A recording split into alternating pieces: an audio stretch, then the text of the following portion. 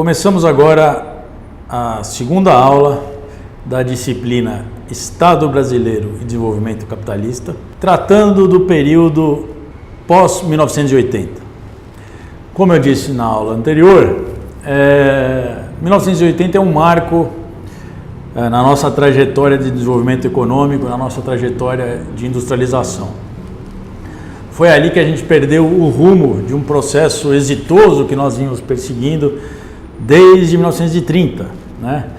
Vale dizer que o período que vai de 30 a 80, e mais especificamente de 50 a 80, quando a industrialização de fato mais avança, é um período muito virtuoso da história do Brasil, reconhecida no mundo inteiro, né?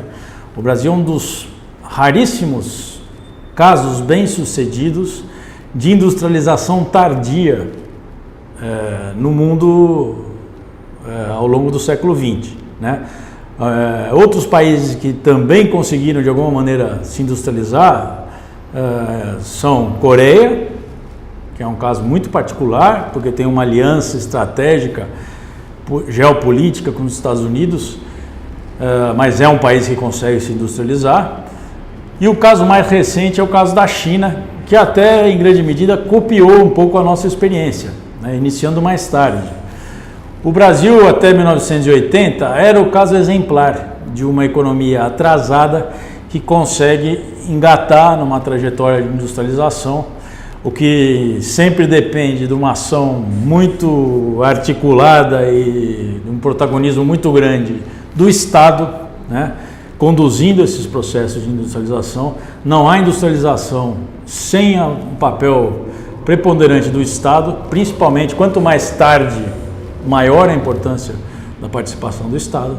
Então o Brasil tinha sido, até 1980, o caso a ser seguido, né, que inspirava outros países.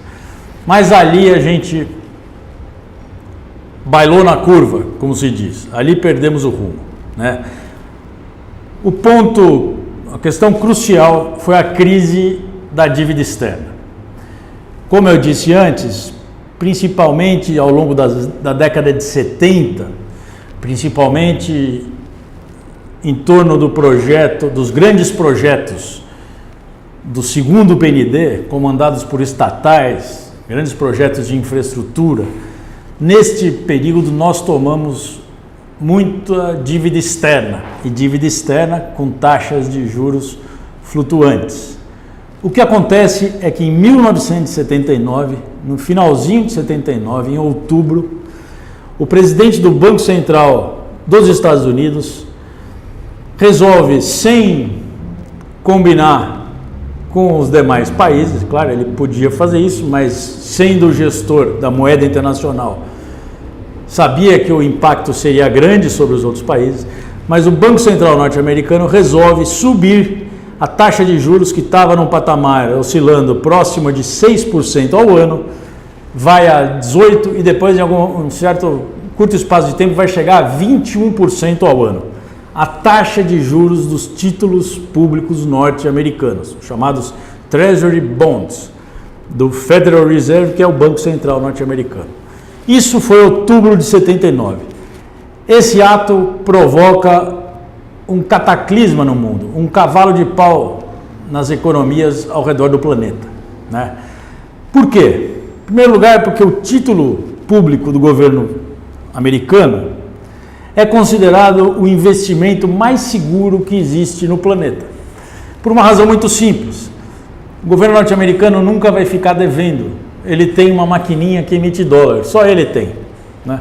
Todos os outros governos, os seus títulos públicos em geral também são documentos ou investimentos, ativos financeiros razoavelmente seguros, mas sempre há um risco deste país viver uma crise, deste país não conseguir honrar seus compromissos externos. Há sempre um risco maior de colapso desse país em relação ao risco que existe nos Estados Unidos. Então, o papel mais seguro do mundo são os tais dos Treasury Bonds, né? Títulos do governo norte-americano. Ora, se o governo norte-americano passa a remunerar esses títulos com taxas de 15%, 18%, 20% ao ano, evidentemente isso provoca uma concentração de capital, um afluxo de capital para dentro do território norte-americano, o dinheiro em busca da compra desses papéis para essa valorização segura e bastante rentável. Isso desestimula qualquer tipo de negócio na periferia do mundo. Quanto mais longe do centro, quanto mais arriscada a economia em outras regiões do planeta, mais difícil será manter capitais nestes países, nesses negócios da periferia. E é nessa circunstância que nós sofremos uma grande catástrofe e que absolutamente desarticulou todo o nosso esforço de avanço da nossa indústria, de avanço da produção nacional, de consolidação da economia brasileira, de avanço da nossa soberania nacional. A partir desse momento, início dos anos 80, o Brasil vai viver uma série de movimentos erráticos, né, com medidas econômicas em vários sentidos. Ora o governo solta a economia, ora freia, ora valoriza o câmbio, ora desvaloriza. Muitos momentos de taxas de juros subindo cada vez a patamares mais elevados para fazer frente a esse avanço dos títulos norte-americanos. Enfim, é um momento muito complexo que nós não vamos detalhar aqui, porque isso mereceria mais de uma aula, é um tema bastante complicado. Vou me ater aos principais aspectos, as principais consequências dessa fase dramática da nossa história. Em primeiro lugar, para conseguir pagar as dívidas que a gente tinha, o governo militar, já estamos falando do presidente, do governo do presidente João Batista Figueiredo, que foi sucessor do Geisel, e que convoca o Delfim Neto para ser ministro novamente. O Delfim é o homem forte da economia mais uma vez. Delfim vai, preocupado em equacionar as nossas contas externas, vai adotar uma política de busca de saldo comercial com as nossas exportações. Então a prioridade número 1 é exportar, conseguir dólares. O governo compra esses dólares dos exportadores que receberam esses dólares, pega esses dólares e paga a dívida externa, e esse dólar vai embora com o pagamento da dívida externa. Então é uma ciranda, né, um ciclo de entrada e saída de dólares muito intensa, com taxas de juros que fazem a nossa dívida crescer rapidamente, porque a nossa dívida era com taxa flutuante. Então todo aquele estoque de dívida que a gente tinha, todo ele se valoriza por causa da elevação dos juros americanos. Muito bem, como é que o Delfim vai enfrentar isso? Promovendo uma recessão brutal, né? Uma recessão que vai derrubar o PIB em 4,3% em 81. Vai provocar um desemprego, vai realizar um ajuste fiscal com corte de gastos públicos, corte de gastos nos serviços públicos, corte de despesas públicas de um modo geral, achatamento dos salários do funcionalismo, né? Uma série de medidas restritivas sobre o crédito, sobre as importações. Havia contingência, vários itens que simplesmente não podiam ser importados, ou tinha cota para importação, um volume muito limitado, para que não saísse dólar do Brasil, porque nós precisávamos arrecadar dólar para pagar a dívida. Então foi um momento muito duro, muito difícil, uma recessão provocada intencionalmente para contrair a economia, para diminuir o nosso consumo, para sobrar mais recursos para a gente pagar a dívida, né? Além disso, isso não era suficiente. Além disso, para tornar nossas exportações mais rentáveis, para abrir mercado para nossas exportações, para que elas ficassem com preços mais competitivos, o governo vai também desvalorizar a nossa moeda, vai promover uma série de maxis e mini desvalorizações do cruzeiro, né? Em 1979 vai haver uma primeira grande maxi desvalorização que vai desvalorizar o cruzeiro em 30%. Imaginem o que é isso, né? Imagine um país que importa muitos dos seus insumos, a começar combustíveis e trigo, energia elétrica, o preço é em dólar, a gente importava muita energia elétrica ainda via Itaipu, era um consórcio internacional, a gente paga em dólar, enfim, vários insumos importados, toda aquela indústria que produzia dependia do fornecimento desses insumos e de um dia para o outro eles ficam 30% mais caros. Para que isso? Para que as nossas exportações fiquem 30% mais baratas e a gente possa exportar mais. Então as importações encarecem, as exportações barateiam e com isso a gente acumula saldo. Problema: obviamente, se a gente consome muitos produtos importados e não tem outra alternativa, nós não produzimos trigo, nós não produzimos petróleo em quantidade suficiente, nós não produzimos tinta automotiva para os nossos carros, etc, etc e tal. Diesel nós não produzimos.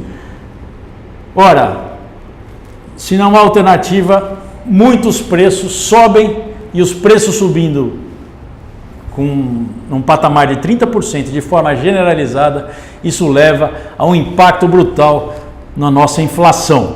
Então a nossa inflação, que vinha se mantendo aí desde os anos 50, oscilando nos melhores momentos entre 20%, nos piores momentos até 60%, mas numa média de 40%, desde 50 até 80, até 79, a partir desse momento da maxi desvalorização, que acontece no finalzinho de 79, a nossa inflação dá um salto, muda de patamar e vai entrar na década de 80 já com uma inflação de 3 dígitos. Uma inflação de 3 dígitos significa uma inflação a 100% ao ano. Para vocês terem uma ideia, os mais novos principalmente, que não viveram nesse Brasil da alta inflação, a inflação brasileira hoje está em ano passado foi de 3,75% ao ano. Em 80 ela chegou a 100% ao ano, 1980. Né? No final da década de 90 vai superar 1000% ao ano. Ora, então temos um problema. Para pagar a dívida externa, desvalorizamos o cruzeiro. Desvalorizando o cruzeiro, a gente gera um impacto terrível sobre os preços, sobre a inflação. E aí, olha quem reaparece na história. A velha correção monetária a que fiz referência na aula anterior. Lembram-se que a correção monetária originalmente era para corrigir contratos. Contrato de aluguel, contrato de energia elétrica, contrato de telefonia e, eventualmente, em alguns momentos, contrato de trabalho. A partir desse momento, com a inflação girando a 100% ao ano, todos os contratos, todos os preços vão tentar, né, todo mundo que tem condições de fixar o preço, de estabelecer o seu preço, vão tentar atrelar ao seu preço um índice de inflação, ou seja, um instrumento de indexação com a correção monetária do período, né? Então, os preços brasileiros vão iniciar uma fase de indexação. Eles vão subir de acordo com a inflação passada, certo? Porque a correção monetária significa, no primeiro momento, a inflação dos últimos 12 meses. Você mede a inflação e reajusta o seu preço.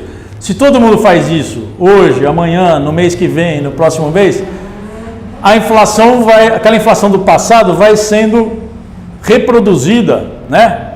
Multiplicada para o futuro. E você passa a caminhar, portanto, com uma inflação crônica que não arrefece, que não diminui, que mantém-se naquele patamar elevado em que ela se encontra.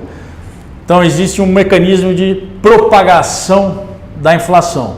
O problema, a cada vez que você faz uma nova desvalorização do cruzeiro, você sobe um degrau neste patamar. Então, tem mecanismos de propagação e mecanismos de aceleração. Então, esses choques que podem acontecer por determinação do governo, podem acontecer por acidentes climáticos ou por alguma guerra internacional que faz aumentar o preço de algum insumo, fazem com que a inflação vá subindo patamares. E o mecanismo de correção monetária faz com que ela se perpetue naquele patamar e dissemine esses reajustes pelo conjunto de preços da economia, certo? Ora, isso vai levar a uma completa desarticulação do mercado brasileiro, né? Pensa o seguinte, o sujeito é um produtor de macarrão no interior de Pernambuco.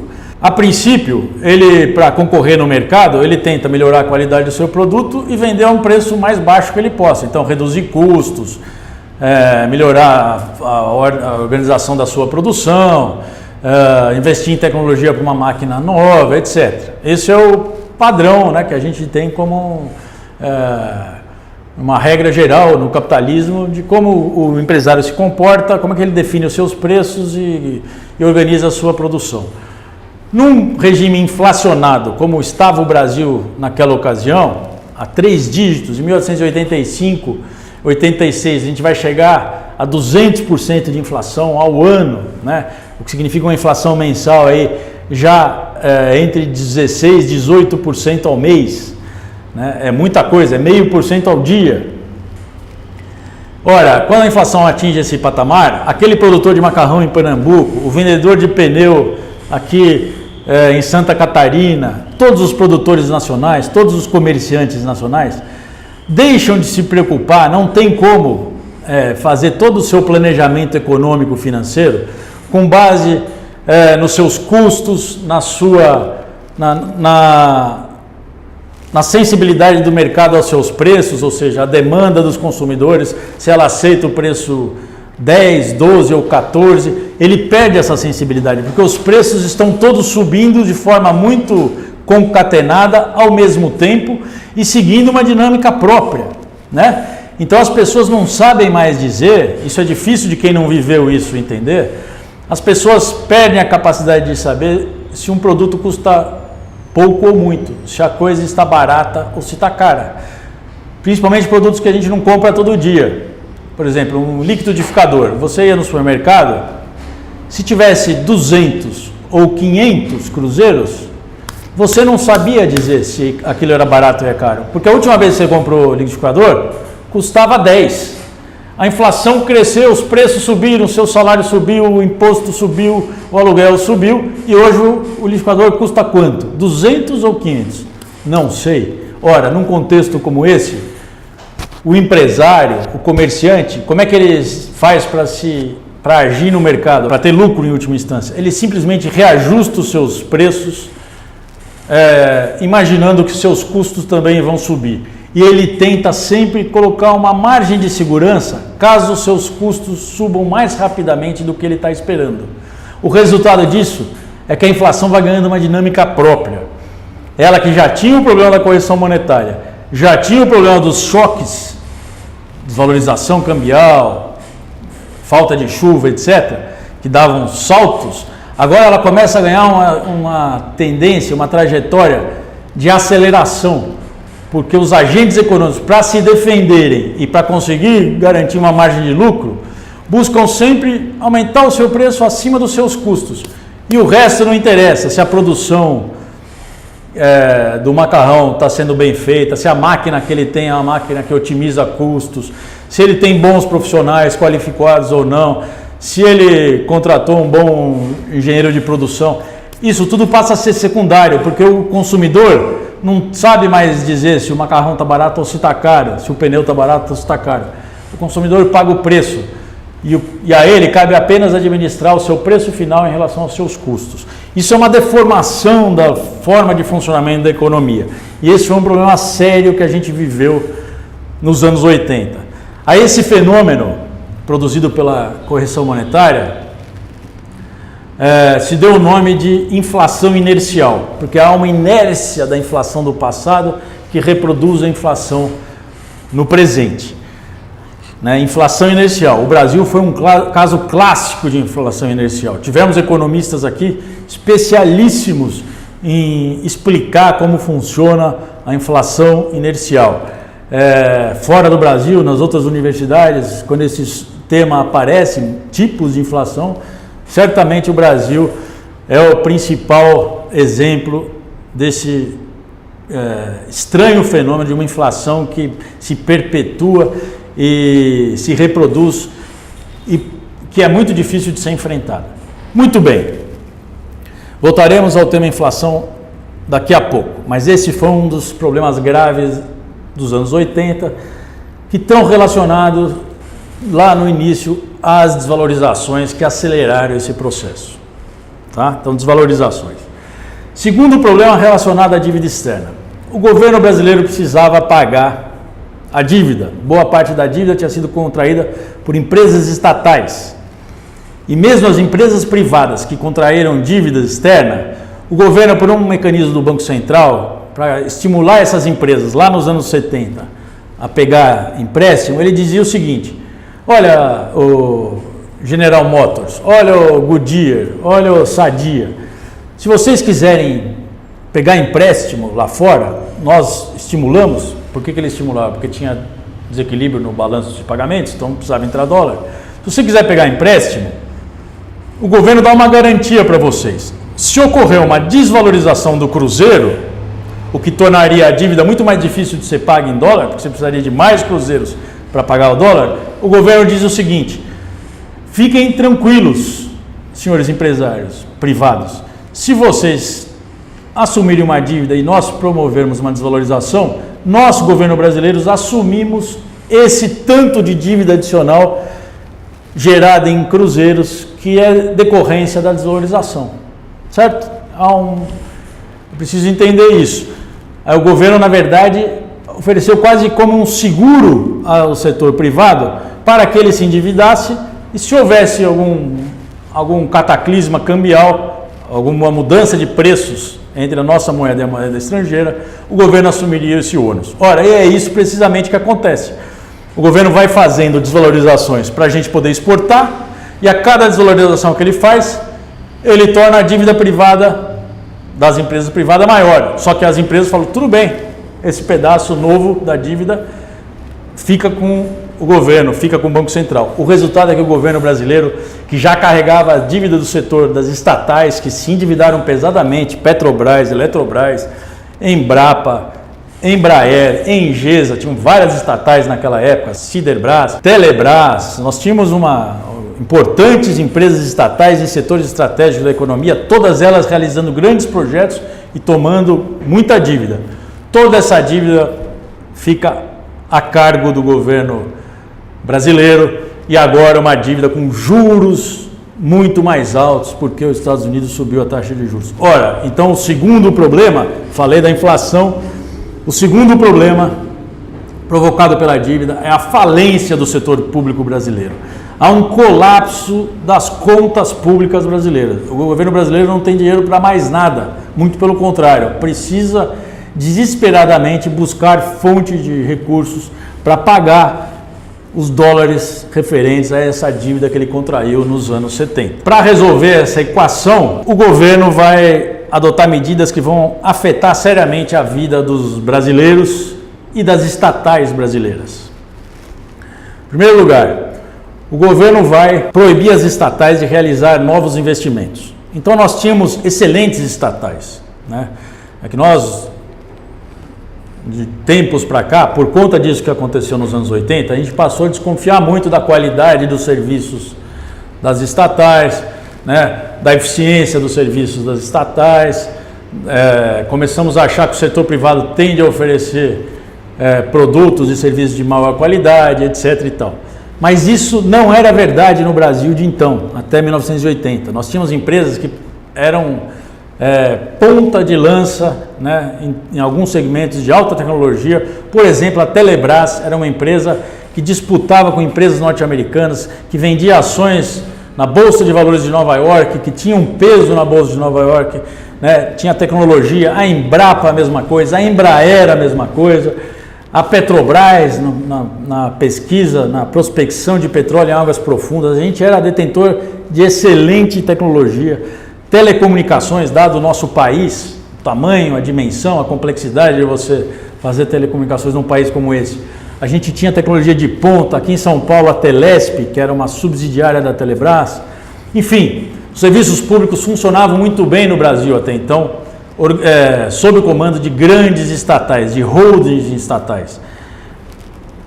Com a crise fiscal, com a crise financeira do início dos anos 80, o governo bloqueia investimentos nessas empresas. E, evidentemente, uma grande empresa desse porte, uma empresa de tecnologia como telecomunicações, se ela passa 2, 3, 4 anos sem investir, ela fica para trás, ela fica obsoleta, ela não consegue atender a demanda, vão dando falhas no sistema, não faz a manutenção, né? A Eletrobras, uma grande rede né, que conecta todas as regiões do país, né, e distribui energia equilibrando, equacionando demanda e oferta no território nacional. Imagina se você para de fazer manutenção, há falhas no sistema, queda, uma série de problemas que vão acontecendo. Então, o que a gente observa é o sucateamento dos serviços públicos ao longo dos anos 80, por consequência desse bloqueio do investimento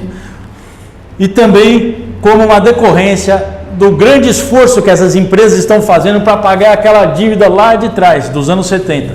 Então, além delas não poderem fazer investimento, elas têm que raspar o tacho para pagar a dívida, né? E pior, como nós tínhamos o problema da inflação, a inflação está nos 3 dígitos, está caminhando para os 4 dígitos no final da década, como a inflação é um problema gravíssimo e não se consegue enfrentar essa inflação inercial, ela é muito complexa, o governo vai abusar, né, tanto o governo militar quanto o seu sucessor, Sarney, vai abusar da estratégia de manter os preços dos serviços públicos, ou o preço dos produtos das estatais, congelado, ou se não congelado, comprimido, deixando com que eles subam menos do que os demais preços na economia. Essa era uma forma como esses preços eram insumos para os outros produtos, como a energia elétrica está no preço de quase todo mundo, desde o padeiro até o vendedor de automóvel, né? Até o advogado, todo mundo tem a eletricidade como um custo nas suas operações, para manter o escritório, para manter a fábrica, etc. Se o governo refreia, se ele consegue atrasar o reajuste dos preços de energia elétrica, ele consegue diminuir o ritmo de aceleração da inflação.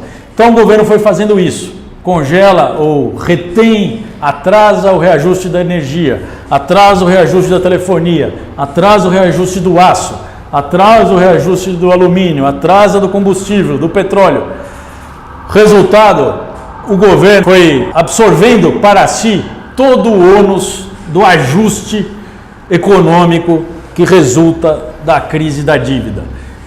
E mais uma vez, ao fazer isso, ele sucateia o setor público. Se ele não reajusta o preço da telefonia, a telefonia vai perder qualidade, porque não é sustentável oferecer aquele produto a aquele preço. A mesma coisa o combustível, a mesma coisa o aço, etc, etc e tal.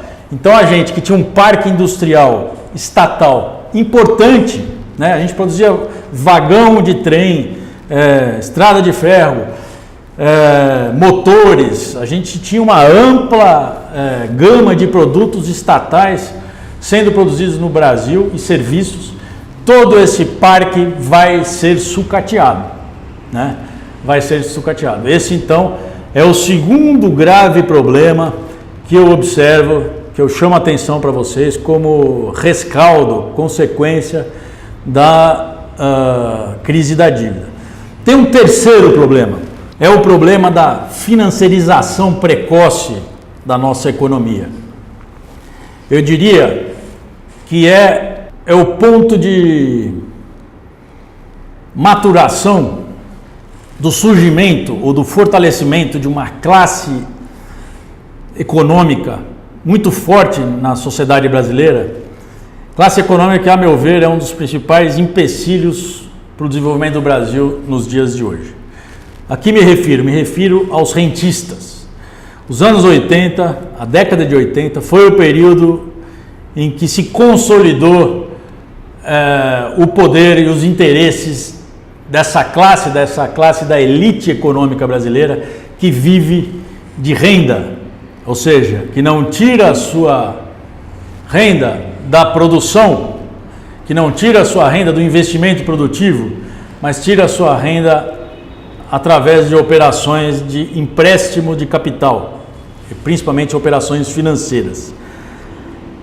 Vou tentar mostrar como isso se conecta com a inflação, por um lado a inflação alta, e por outro com a crise fiscal do Estado. Vejamos, o governo está enforcado, tem que pagar a dívida, a inflação está fugindo do controle. Como é que o governo faz para pagar as suas contas?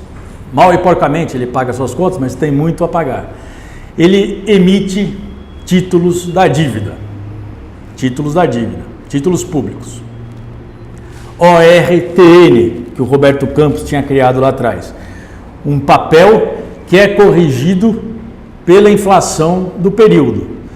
Só que naquele momento, começo dos anos 80, a crise é tão grave, a desconfiança em relação ao Estado brasileiro é tão grave, a inflação é tão alta, já estava batendo no 0,5% ao dia, que o investidor privado, num primeiro momento, não se interessa por comprar um título público, que o governo oferece uma taxa de juros, mas o cara desconfia desse título público. Ele fala, esse governo pode me deixar com o mico na mão, porque esse governo está à beira da falência. Como é que o governo escapa dessa situação? O governo fala, meu amigo, fica tranquilo, eu vou fazer 3 coisas para garantir o seu interesse pelos meus títulos. Eu vou pagar juros altos, então começa essa brincadeira que consome as finanças públicas do Brasil até hoje, o pagamento do serviço da dívida, que é os juros que a gente paga pela dívida pública que a gente carrega, é uma dívida financeira, certo? Então, o governo fala, para te atrair a comprar meu título, eu pago juros altos, eu faço correção monetária, ou seja, eu imbuto nesse título a inflação do período, e mais do que isso, eu encurto o prazo de vencimento desse título. Foram diminuindo os prazos de vencimento, porque num país das economias, como num país como das economias, né, na Europa, nas economias centrais, os governos, todos os governos se financiam e se endividam assim, vendendo títulos no mercado, e assim eles conseguem dinheiro. Mas lá eles vendem títulos com prazo de vencimento de 5 anos, de 30 anos, né? Com taxa de juros baixa. Então o custo de você se financiar assim é muito tranquilo. No Brasil, o governo não conseguia se endividar, não conseguia vender títulos com vencimento de 1 mês. Porque daqui a 1 mês, sabe-se lá onde estará a inflação, sabe-se lá se não vai ter dado um colapso cambial e a gente vai decretar moratória, como o México declarou em 82. O Brasil estava ali para declarar moratória, né? Há economistas que dizem que a gente só não declarou, a gente fez uma moratória disfarçada, sem declarar. Moratória significa, não pago mais a minha dívida. O Brasil foi meio que barrigando o pagamento da dívida, né? Tira daqui para pagar para ele, fazendo operações no mercado financeiro para retardar o pagamento dos seus compromissos. A gente quase fez uma moratória. Então, nessas circunstâncias, o governo, para vender título, ele precisa oferecer muito. E ele chega a oferecer, nesse começo dos anos 80, juros altos, correção monetária pela inflação do período e rotatividade, né, e maturação, prazo de vencimento curtíssimo ao ponto de ser de um dia para o outro. É aí que começa a funcionar o que a gente chama do mercado de overnight. Overnight, de um dia para o outro. E olha que vai se formando no Brasil então. O governo brasileiro todos os dias precisa ir ao mercado vender título. Por que ele precisa vender título? Porque ele precisa pagar os títulos que estão vencendo, que ele vendeu ontem, que vencem hoje. Então, para pagar esses que estão vencendo, ele vende uma leva nova hoje. Mas, na verdade, uma leva maior, porque agora ele tem que pagar o título e os juros e a correção monetária. Então, o governo entra nessa ciranda, né, em busca de financiar os seus passivos financeiros. Pelo lado da sociedade, dos agentes econômicos, o que isso significa? Significa que se eu posso, eu empresário, eu assalariado de classe média, eu alguém de renda relativamente alta, um fazendeiro, etc., para me preservar nesse ambiente extremamente arriscado e de alta corrosão do preço, do valor das coisas, porque a inflação faz com que as coisas percam valor, eu vou me refugiar ao máximo nesses títulos, porque esses títulos correspondem a uma moeda que não perde valor, por isso vai ser chamada de moeda indexada. Nos anos 80, nós brasileiros inventaremos essa jabuticaba, moeda indexada, uma moeda que corrige o seu valor todos os dias. Então os brasileiros de alta renda, eles não estão mais preocupados com os cruzeiros que eles têm no bolso.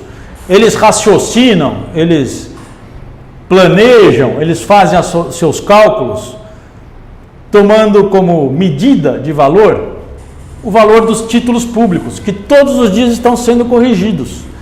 E aí eles ficam protegidos e tentam, evidentemente, sair de todas as atividades que envolvem risco de perderem para a inflação, né, dinheiro que está imobilizado em determinada atividade, tenta se livrar desses negócios, comprar títulos e repousar no mundo maravilhoso da moeda indexada, né? Ora, é assim que, a meu ver, o capitalismo brasileiro sofre uma deformação que parece irreversível, que nos afeta até os dias de hoje. A nossa classe capitalista, que nunca foi uma classe muito avançada, se compararmos com capitalistas de outras regiões, aqui sempre o Estado foi muito importante para manter a nossa dinâmica econômica, mas nós tínhamos aqui um capitalismo que, mal ou bem, existiam industriais produzindo autopeças, produzindo elevadores, a gente tinha têxteis, calçados, tentamos até produzir automóvel nacional, mas enfim, tínhamos aí um parque industrial de empresas brasileiras que de alguma maneira desempenhavam um importante papel. Essas empresas vão se sentir, esses capitalistas vão se sentir cada vez menos estimulados a se manter produzindo e vão direcionando a estratégia de acumulação de capital para o mercado financeiro, para a órbita financeira, para esta ciranda financeira que gira todos os dias, sustentado pelo governo, que vai se endividando, né? É assim que a gente transforma no Brasil empresariais, né, ou grupos empresariais em rentistas. É assim que a gente transforma o capitalista típico num banqueiro, num agente do mercado financeiro, né? E nós seremos um caso clássico de adensamento dessa classe rentista. Na verdade, todos aqueles que conseguem ter conta em banco, né, que nos anos 80, pobre não tinha conta em banco, vamos dizer, 30% da população brasileira tinha conta em banco. Desses 30%, quase todos depositavam o dinheiro na sua conta, o banco pegava aquele dinheiro de hoje para amanhã, comprava título público, isso se chamava conta remunerada, e no dia seguinte devolvia o dinheiro para a sua conta, acrescido de juros, correção monetária, juros e correção monetária, né? Então, seu dinheiro crescia de um dia para o outro. Todo mundo, portanto, que tinha dinheiro em banco, de uma maneira ou outra, foi se tornando rentista. Isso não significa que todos se mantiveram nessa condição, mas você deformou o modo de acumulação na economia brasileira, modo de acumulação capitalista. Você cria um grupo de interesse que não se interessa pela produção, não se interessa pelo crescimento do mercado nacional, não está preocupado com o mercado de bens de consumo, não está preocupado com a produtividade da economia nacional, está preocupado com a manutenção desse sistema de valorização dos títulos financeiros. E gostando ou não, temos que concordar que desde então, desde o final dos anos 80, todos os governos brasileiros, com diferentes graus, foram subordinados, estiveram dependentes das decisões dessa classe rentista que se instaura no coração do capitalismo brasileiro, que nasce dessa dependência financeira do setor público brasileiro, fruto da crise da dívida, e que ganha uma dimensão política muito grande, né? e se torna, a meu ver, o maior empecilho do desenvolvimento brasileiro desde então. Não por outra razão, se a gente for olhar o desenvolvimento da participação da indústria no PIB brasileiro ao longo de todo esse período, vou mostrar aqui para vocês um gráfico, nós vamos observar que o PIB brasileiro, lá em 1947, 12% dele era oriundo do setor industrial. Nos anos 80, nesse momento de auge da nossa industrialização, quando chegamos ali nessa crise, o PIB industrial brasileiro, da indústria de transformação, já era equivalente a 21%. A depender do que classificamos como indústria ou não, se agregarmos a indústria de construção civil, se agregarmos a indústria extrativa também a essa conta, chegávamos a quase 30% do PIB em 1985. Foi o auge desse processo. Os projetos todos maturaram, a gente tinha um parque industrial muito complexo, muito importante no Brasil, né?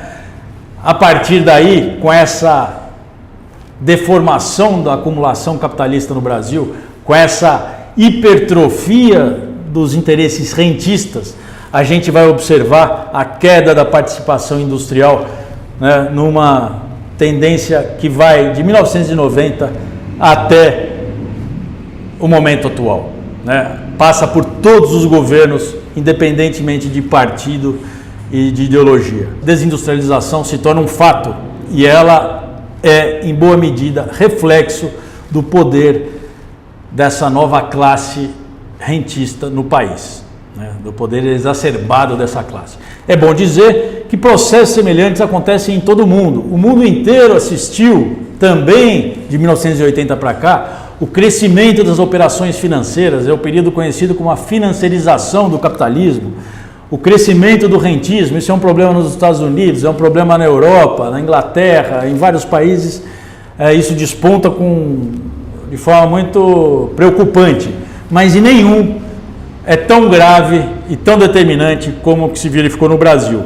Em nenhum houve essa dinâmica perversa da década de 80, da chamada ciranda financeira, o Estado refém dessa armadilha e alimentando, né, uma acumulação que é desfavorável ao desenvolvimento do Brasil, que é desfavorável ao desenvolvimento da produção, portanto, da geração de emprego, da criação de salário, do desenvolvimento de um mercado interno e, no limite, da soberania nacional. Nós vamos perdendo dimensão econômica, nós vamos perdendo consistência produtiva, né? As nossas cadeias de produção, que lá em 1980 estavam bastante completas, faltava um ou outro componente. Por exemplo, a gente nunca conseguiu produzir aqui chips de computador, então alguns componentes nós precisávamos importar, né? Na área de TI, computação, nós tínhamos deficiências, já eram produtos da terceira revolução industrial, mas no resto, as cadeias produtivas no Brasil eram bastante complexas. A partir de 90, esses elos da cadeia vão se dissolvendo, vão apagando, vamos perdendo elos, né? E chegamos hoje, né, na segunda década dos anos 2000, com o PIB industrial próximo de 10%. Voltamos ao patamar de 1947, né? Lá no período da industrialização restringida, mas ainda no período dos primeiros impulsos da industrialização promovida pelo Getúlio, né? É lamentável essa nossa perda de rumo, né? Muito bem. Vamos falar agora um pouco de como é que foram os governos pós-80. Eu não vou entrar em detalhes. Durante os anos 80, tivemos muitos planos econômicos de combate à inflação. O Plano Cruzado foi o primeiro e mais importante deles, do ponto de vista foram medidas bastante radicais, etc.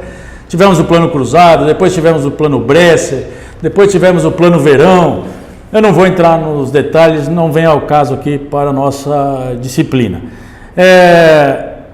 Vou falar do início dos anos 90, que é quando ingressa efetivamente né, uma ideologia neoliberal no país, governos neoliberais tomam o poder concatenados, aliados, né, com interesses convergentes com essa elite rentista, né, e vão conduzir um processo de uma política econômica bastante desfavorável à produção industrial, ao emprego, ao mercado de trabalho, ao país em última instância. Lembremos então, o primeiro desses governos neoliberais foi Fernando Collor de Mello, né? Um aventureiro que vai surgir e vai cavalgar, né, justamente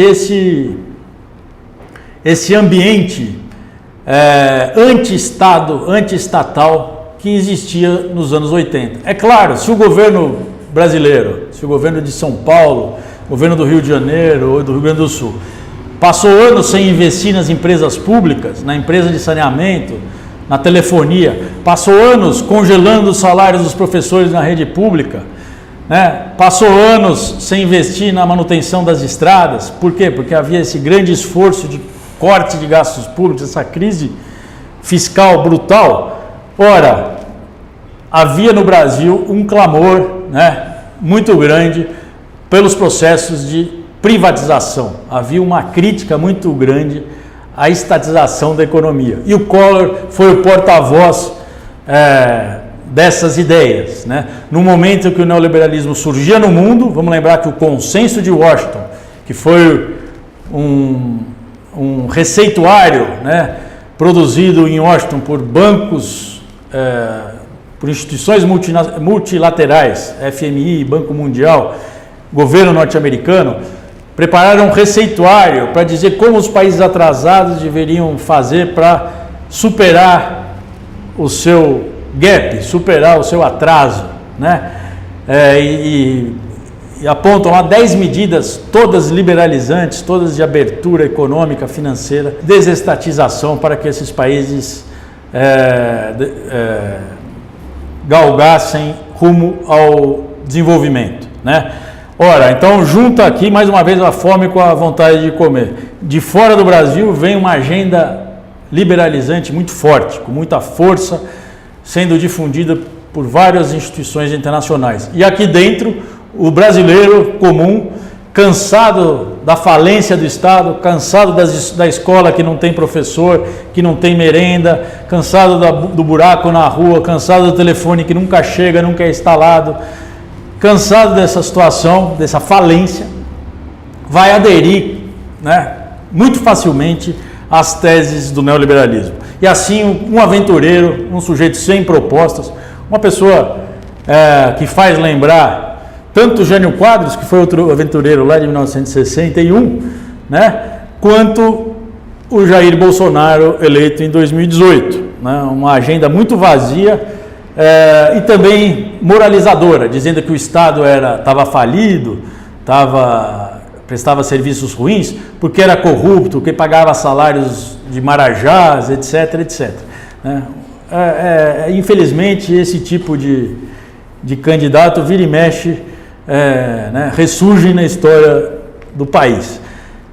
Mas é assim que o Collor ganha e dá início a uma agenda liberalizante. Né, dá início ao neoliberalismo no Brasil. Vai abrir a economia brasileira de maneira unilateral, ou seja, sem negociar com os parceiros comerciais, vai reduzir as tarifas alfandegárias, tornando os produtos importados muito mais baratos para entrar no mercado brasileiro.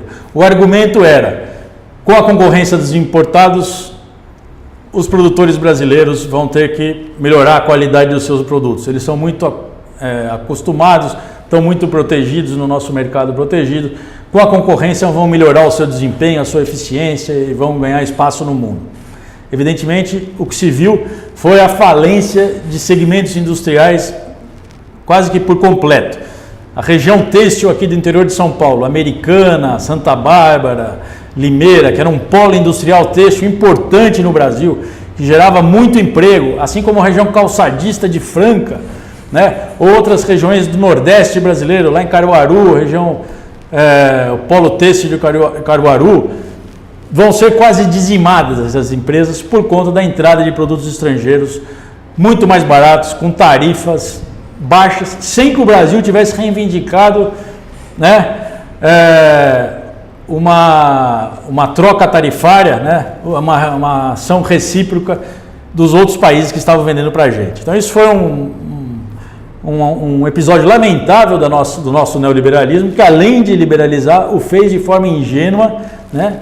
E absolutamente destrutiva para os interesses da produção nacional. Collor teve uma série de problemas, não vou entrar no mérito.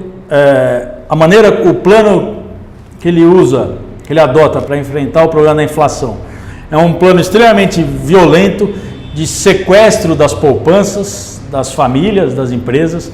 Isso vai gerar uma recessão, isso vai gerar um mal-estar muito grande na sociedade brasileira, vai gerar desemprego, falências e, em última instância, a própria classe dominante, que o havia escolhido em detrimento do Luiz Inácio Lula da Silva em 1989, a própria classe dominante vai rifar o Collor, vai tirar apoio ao Collor, apostar no seu impeachment com as forças no Congresso Nacional, as forças que controlavam, e assim toma posse o Itamar Franco, que era o vice do Collor, um sujeito bastante mais civilizado do que Collor de Mello. Mas ali então vivemos um primeiro momento de abertura comercial e ali também inicia o processo de privatização de muitas empresas brasileiras, né? Começa-se a vender aquele patrimônio, aquelas holdings estatais que foram construídas desde o Getúlio e até meados dos anos 70 com os militares, com o período do desenvolvimento de modernização conservadora, né? Lembre-se que eles foram conservadores, mas eles mantiveram o pé no acelerador do ponto de vista do avanço da industrialização, dos grandes projetos estatais, né, da consolidação do nosso parque produtivo. Muito bem, então Collor é a primeira etapa dessa liberalização. Temos ali um período um pouco mais tranquilo com o Itamar Franco, que foi um governo até bastante razoável, dado o contexto. Tínhamos uma inflação que superava 1.800% ao ano, né? Será Itamar Franco que então vai convocar um ministério de notáveis, reunindo diferentes forças políticas, né? E nesse esforço vai montar uma equipe econômica que será chefiada por Fernando Henrique Cardoso, que junto com economistas, principalmente da PUC do Rio de Janeiro, economistas ortodoxos, que tinham uma visão muito conservadora da economia brasileira, vão formular o Plano Real, né, enfrentando o problema da inflação inercial através de um mecanismo muito criativo, que foi a chamada URV, né, Unidade Referencial de Valor, que foi uma maneira de migrar de uma moeda indexada, lembra-se da moeda indexada, aquela moeda que subia de preço todos os dias por conta da inflação. A URV foi uma espécie de uma transição. O brasileiro passou a conviver com duas moedas, uma que chamava Cruzeiro, que tinha inflação, e uma outra que chamava URV, que não tinha inflação.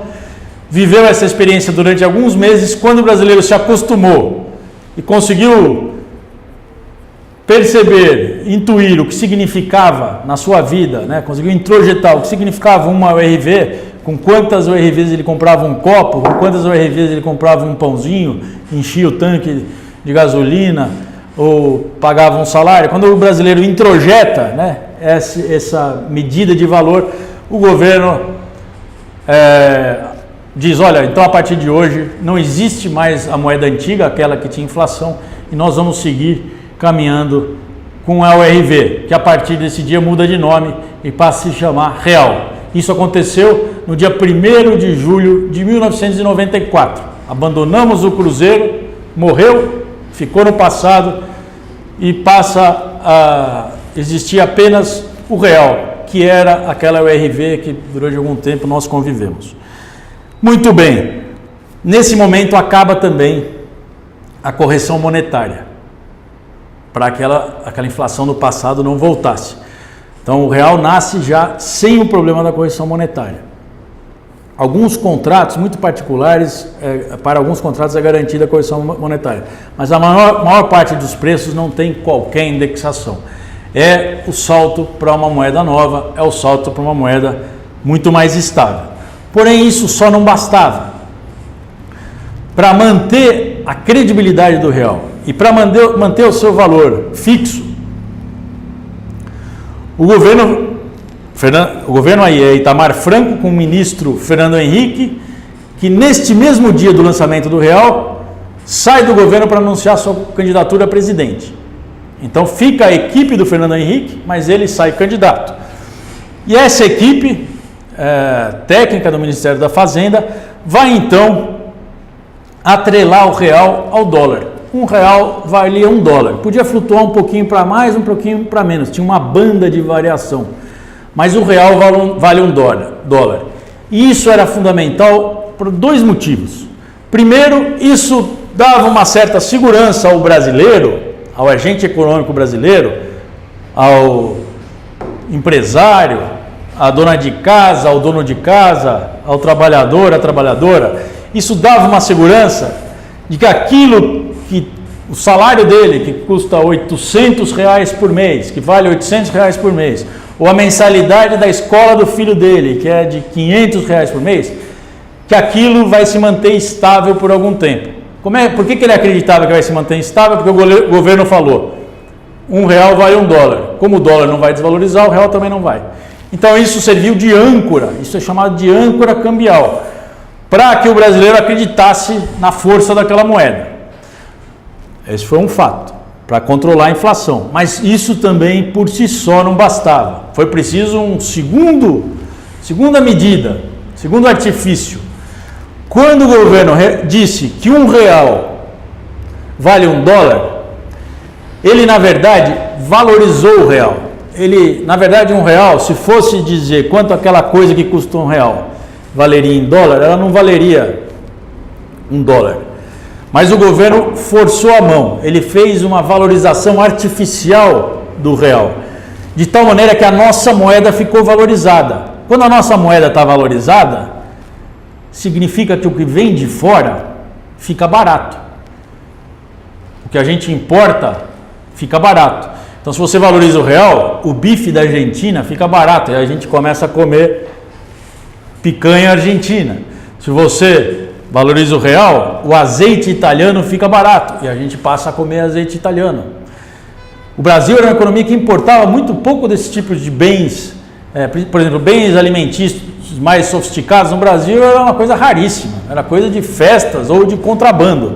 A partir desse momento a gente observa uma enxurrada de produtos, de bens de consumo, né, não duráveis, entrando no mercado brasileiro de fora. Por quê? Porque está barato comprar fora e vender no Brasil.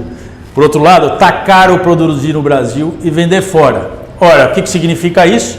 Que para combater a inflação e atrelar o real ao dólar valorizado, nós sacrificamos a produção nacional. Nós sacrificamos a indústria nacional, que não consegue competir com a cerveja vindo da Holanda, com a indústria nacional, que não consegue competir com o automóvel vindo da Coreia, com a indústria nacional, que não consegue competir com o elevador vindo da Alemanha. Nós ficamos caros. E como que o empresário brasileiro poderá reagir a isso? Fazendo um arroxo dos seus preços, tentando cortar custo, despedindo gente, cortando o salário, para competir com o que vem de fora. Então essa medida coloca o nosso segmento ou em condições tão desfavoráveis, nossos setores produtivos, tão desfavoráveis, que eles simplesmente fecham, e vimos uma nova rodada de falências no Brasil nessa época, ou se permanecem diminuindo a produção, encolhendo a sua estrutura, cortando funcionário, cortando salário, etc. O que significa que você deprime as condições de emprego no Brasil, deprime as condições de salário, ninguém consegue um reajuste de salário acima da inflação nessa época, por exemplo. Né? É um ambiente muito desfavorável e o desemprego cresce rapidamente. Ora, foi assim que se conseguiu migrar daquele mundo naquela realidade altamente inflacionada, com uma inflação maluca, o impulso inercial da correção monetária, para uma inflação mais civilizada, mais parecida com o que acontece em outros continentes, em outros países. Mas o ônus disso foi que nós sacrificamos a produção nacional. O ônus disso é que nós começamos a desindustrializar. E por que a classe dominante, quem tem o poder, quem tem o controle dos meios de comunicação, apoiou esse processo de desindustrialização? Porque ela não dependia mais da indústria, ela não dependia mais da produção nacional. Ela ganha dinheiro no setor financeiro, em atividades rentistas. Ela ganha dinheiro com os títulos públicos que o governo endividado sustenta com taxas de juros elevadíssimas. No plano real, isso permaneceu e se agravou. Por quê? Mais uma vez, de forma parecida com a crise da dívida de 80, como nós agora importávamos muito, estava barato importar, e exportávamos poucos, estava caro porque o real estava valorizado, começamos de novo a ter problemas de déficit no balanço de pagamentos, déficit comercial que vira déficit no balanço de pagamentos. Faltam dólares.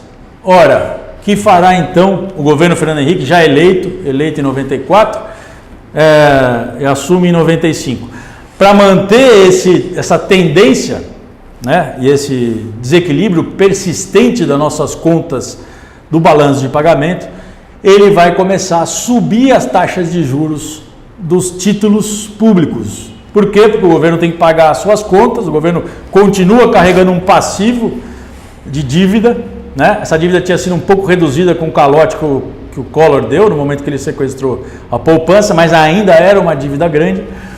O governo Fernando Henrique, para dar conta desse passivo e para atrair dólares para o país, sobe a taxas de juros.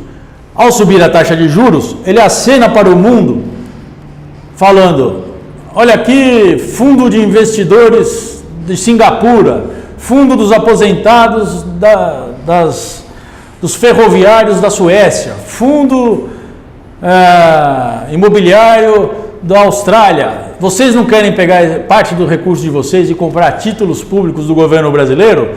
Nós estamos pagando juros altos, juros bem altos, para que vocês se sintam atraídos a vir para o Brasil e correr o risco de investir num país com todas essas condições complexas aqui da nossa economia, todos esses riscos, todos esses percalços que, né, que vinham se sucedendo desde os anos 80.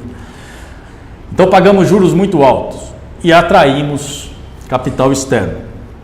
Assim, atraímos dólares para financiar o consumo de azeite, de massa de tomate italiano, de carro japonês, né? De viagens ao exterior. A gente conseguiu equilibrar graças aos juros altos. E quem paga esses juros? O governo. E quem ganha esses juros? A classe rentista. Aquela classe rentista que se consolidou nos anos 80. Essa foi a dinâmica dos anos 90, do neoliberalismo brasileiro. Como se não bastasse, o Fernando Henrique vai fazer novas rodadas de redução das tarifas comerciais, de abertura comercial, né? Os preços dos importados vão ficar mais baratos também porque diminuem os impostos sobre os importados, de maneira a estimular a redução de preços no Brasil e, teoricamente, melhorar a competitividade no espaço nacional. O que a gente viu, como eu já disse, foi a falência da empresa nacional e a substituição por produtos importados. Fomos ver isso seguir ao longo da década de 90 com um complicador. Ao longo da década de 90, vários outros países que tinham adotado estratégia parecida com a nossa, vários outros países seguiram a mesma cartilha lá do Consenso de Washington e tomaram esse tipo de crédito num processo de abertura, crédito externo, num processo de abertura da sua economia. Vários países foram quebrando, chegaram ao momento em que simplesmente não tinham mais recurso para manter essa dinâmica de importação barata, né, e endividamento externo. O primeiro deles a quebrar foi o México, depois quebraram os países do sul da Ásia, Malásia, Tailândia, Coreia, né, foi a chamada crise asiática. Depois, em 98, quebra a Rússia. E finalmente, em 99, o Brasil é quem quebra quando abandona a paridade cambial. Então, ao longo da década de 90, a gente assistiu vários países enfrentando colapso nas suas contas externas, e a cada vez que um país desse entrava em colapso, o FMI ia lá salvar, uma série de medidas eram adotadas, mas o problema é que ficava mais difícil para nós, Brasil, sustentarmos aquela brincadeira de vender títulos para captar dólar e pagar as importações. O México quebrava, como é que a gente fazia para continuar atraindo compradores para os nossos títulos? Subia a taxa de juros, Quebrou a Tailândia, sobe a taxa de juros. Chegou um momento que a gente estava pagando 45% de juros ao ano, 45% de ganho a gente oferecia para quem compra um título do governo, sendo que o título do governo é algo bastante seguro, é bem mais seguro do que abrir uma fábrica, né? Comprar mercadorias, matérias-primas, contratar trabalhadores, ir vender no mercado. Você não sabe se você vai ter condições de realizar o seu lucro. Uma fábrica, uma grande empresa, se ela tiver 10, 15% ao ano, está ótimo. Muitas empresas quebram no primeiro ano, né? Ora, o Brasil, o governo brasileiro está oferecendo 45% líquido para quem comprasse título do governo brasileiro, né? E a cada rodada de crise externa a gente aumentava o prêmio. Evidentemente isso fez explodir o endividamento do setor público brasileiro. Então a dívida pública brasileira, né, que em 1994, começo do Plano Real, correspondia a 30% do PIB, chega a 2002, último ano do governo Fernando Henrique, em 65%. Ela dobrou de tamanho em relação ao PIB. O governo se endividou e a dívida cresceu. Como se não bastasse, alegando que precisava de mais dinheiro para pagar essa dívida, o governo privatizou setores importantíssimos da nossa economia nesse período, sob o argumento de que assim capturaria dólares no mercado externo. Vendeu a Vale do Rio Doce, vendeu os bancos públicos estaduais, Banespa, Banerj, uma série de bancos pelo país todo.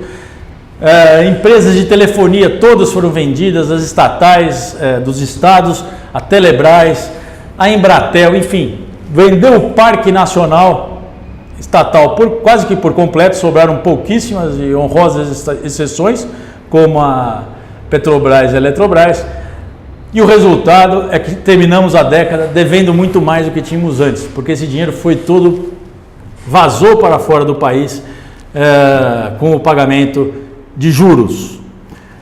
É verdade também, deve-se dizer, que boa parte dessas privatizações acabaram não atraindo investidores estrangeiros e acabaram sendo adquiridas por grupos nacionais que usaram recursos públicos do BNDES e dos fundos de pensão para arrematar essas empresas com um preço muito baixo porque faltavam interessados. Então foi um péssimo negócio sobre todos os pontos de vista. Encerramos aqui então essa primeira etapa do neoliberalismo, que foi o governo, começou com o governo Collor, seguiu com o governo Fernando Henrique até 2002. Na próxima aula trataremos do governo Lula e Dilma, né, como que os governos petistas mudam de certa maneira essa dinâmica, sem conseguir, entretanto, reverter o trágico processo de desindustrialização que temos assistido. Obrigado.